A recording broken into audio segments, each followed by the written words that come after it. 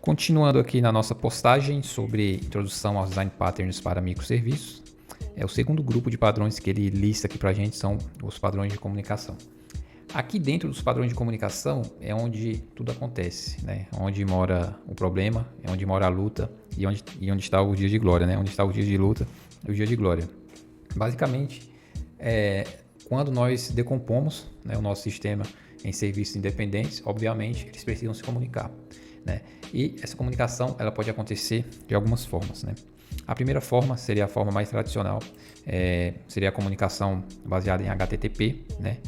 Atualmente nós temos serviços que operam também sobre o HTTP2, né? O grosso é sobre o HTTP1, né? Que é onde a gente constrói as nossas API REST, mas nós temos serviços que rodam sobre o HTTP2 que exploram a evolução que o HTTP2 fez sobre o HTTP1, principalmente no sentido de performance e segurança.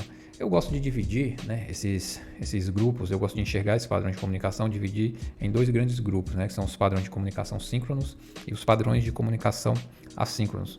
Nos padrões síncronos, né, nós temos o HTTP clássico, né, a API REST, né, que recebe a requisição, aguarda a operação ser processada e devolve.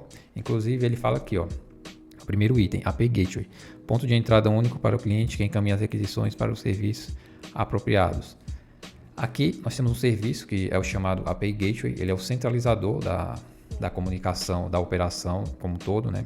O cliente envia uma requisição para o API Gateway, lá dentro do API Gateway tem todos os serviços resolvidos, né?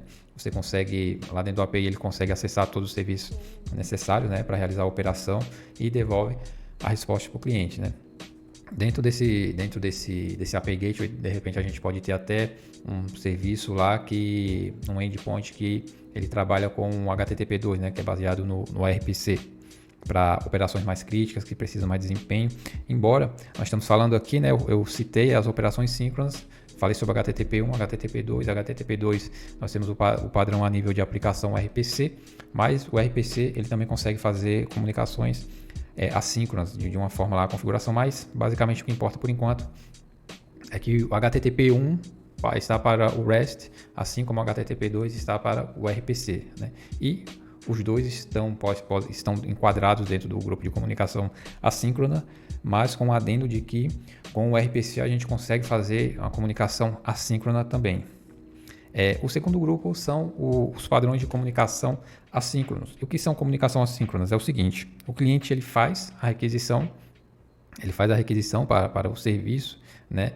O serviço ele já delega essa operação de alguma forma, que a gente vai citar aqui, de alguma forma ele delega essa operação para outro serviço e ele não deixa o cliente esperando, ele já devolve a resposta informando, vamos processar, um exemplo aqui, sua operação está sendo processada, né? Assim que estiver concluída, nós vamos dar o que você está pedindo, nós vamos enviar seu relatório, nós vamos enviar seu e-mail, seu pagamento vai ser realizado, enfim.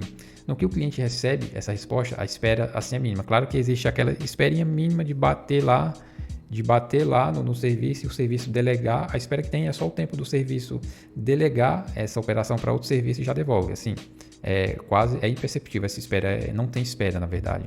Tem e não tem, né? É uma controvérsia. Mas o cliente ele já recebe, né, a resposta, a thread não fica travada e ele consegue continuar navegando entre o sistema, o aplicativo, o que for. E como é que é o ponto justamente quando o serviço recebe a requisição e delega? De que forma ele vai delegar? Essa é a pergunta, né? De que forma vai delegar? Quais as possibilidades que existem para eu poder delegar esse serviço, delegar essa operação para outro serviço? Nós temos as filas de mensageria, né? Clássico, as message queues. Nós temos os tópicos, né? Que a gente é o padrão pub/sub. Nós temos webhooks. Os webhooks ele também é baseado em HTTP. Voltando aqui, nós temos as notificações, né? As notificações baseadas em MQTT e AMQP. Voltando aqui nas mensagerias, né? As mensagerias elas já não são baseadas em HTTP, né? Elas são baseadas em AMQP. É o famoso RabbitMQ ou Kafka ou SQS da Amazon, né? O SQS da Amazon. Cada um desses serviços ele tem o seu protocolo específico, né?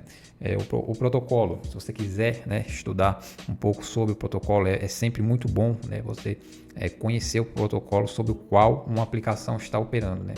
O protocolo das filas de mensagerias é um AMQP, né, basicamente o MQTT também. O MQTT ele é muito interessante, se eu não me engano, posso estar errado, mas eu vou dar essa informação para você, até você confirma aí. O MQTT ele é o mesmo protocolo que é utilizado no IoT, né.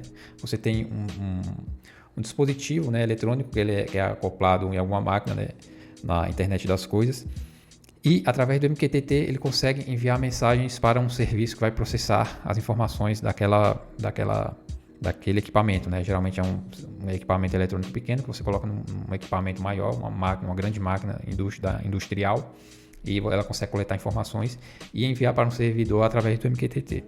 Muito interessante. O princípio é o mesmo das filas de mensagerias. Aí você tem os tópicos, né, que ele implementa o PubSub no Apache Kafka, você tem o Google PubSub, o RabbitMQ também, né?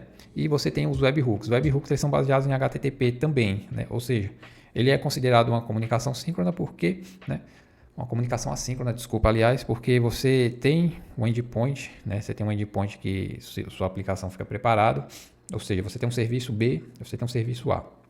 Dentro do serviço B, ele tem um endpoint que ele vai ser, esse endpoint você vai cadastrar esse endpoint no serviço A, né?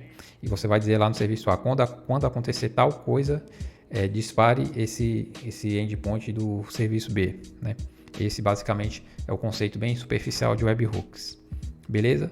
Recapitulando, né? Nós temos a comunicação síncrona com HTTP e HTTP2, HTTP1 e HTTP2.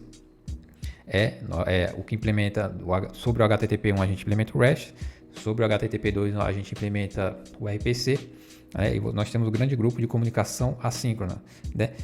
Outro detalhe também, nesse grande grupo de comunicação assíncrona, né, vai longe, né? Porque existem muitas formas de você organizar, de você orquestrar, de você coreografar, vou dando spoiler aqui, existe a forma de você orquestrar e você coreografar, né, a comunicação entre esses serviços, se for muitos serviços, né? Existem várias formas de você organizar tudo isso, né? Mas nos assíncronos você tem as filas de mensagerias, né? Você tem os tópicos PubSub, você tem o webhook e você tem as notificações baseadas em outros protocolos mais leves, né? Tipo MQTT, o AMQP. Tranquilo? No próximo vídeo nós vamos falar sobre... O que nós vamos falar sobre o próximo vídeo? Sobre os padrões de dados, né? Se não me engano, aqui ó, passou. Padrões de dados. Vou ficando por aqui, para o vídeo não ficar muito longo. Valeu!